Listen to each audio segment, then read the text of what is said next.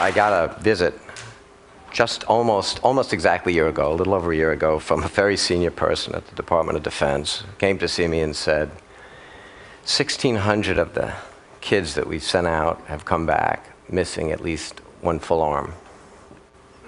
Whole arm. Shoulder dysartic. And we're doing the same thing we did for more or less that we've done since the Civil War, a stick and a hook. And they deserve more than that. And literally this guy sat in my office in New Hampshire and said, I want you to give me something that we can put on these kids that'll pick up a raisin or a grape off a table. They'll be able to put it in their mouth without destroying either one. And they'll be able to know the difference without looking at it. You know, add efferent, afferent, and haptic response. He finishes explaining that, and I'm waiting for the big 300-pound paper proposal, and he said, that's what I want from you. I said, look, you're nuts. That technology is just not available right now, and it can't be done. Not in an envelope of a human arm, with 21 degrees of freedom from your shoulder to your fingertips. He said, about 24 of these 1,600 kids have come back bilateral. You think it's bad to lose one arm? That's an inconvenience compared to having both of them gone. I got a day job, and my nights and weekends are already filled up with things like, let's supply water to the world and power to the world and educate all the kids, which, Chris, I will not talk about. I don't need another mission. I keep thinking about these kids with no arms. He says to me, we've done some work around the country. We've got some pretty amazing neurology and other people. I said, I'll take a field trip. I'll go see what you got. Over the next month, I visited lots of places, some out here around the country, found the best of the best. I went down to Washington.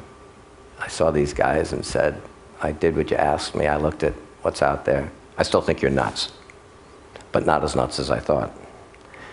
I put a team together a little over 13 months ago. It got up to 20 some odd people. We said, we're going to build a device that does what he wants. We have 14 out of the 21 degrees of freedom. You don't need the ones in the last two fingers. We put this thing together. A couple of weeks ago, we took it down to Walter Reed, which is unfortunately more in the news these days. We showed it to a bunch of guys. One guy who described himself as being lucky because he lost his left arm and he's a righty. He sat at a table with 7 or 8 of these other guys, said he was lucky because he had his good arm, and then he pushed himself back from the table. He had no legs. These kids have attitudes that you just can't believe. So I'm going to show you now without the skin on it, a 30-second piece, and then I'm done. But understand what you're looking at, we made small enough to fit on a 50th percentile female so that we could put it in any of these people. It's going to go inside something that we're using CAT scans and MRIs of whatever is their good arm to make a silicon rubber, then coated and painted in 3D, exact mirror image of their other limb. So you won't see all the really cool stuff that's in this series elastic set of 14 actuators, each one which has its own capability to sense temperature, pressure. It also has a pneumatic cuff that holds it on, so the more they put themselves under load, the more it attaches. They take the load off, and it becomes, again, compliant. I'm going to show you a guy doing a couple of simple things with this that we demonstrated in Washington. Can we look at this thing?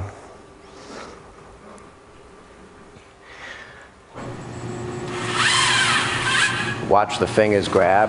The thumb comes up. Wrist.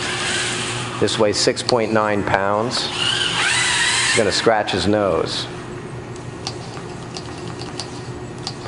Got 14 active degrees of freedom. Now he's going to pick up a pen with his opposed thumb and index finger. Now he's going to put that down, pick up a piece of paper, rotate all the degrees of freedom in his hand and wrist, and read it.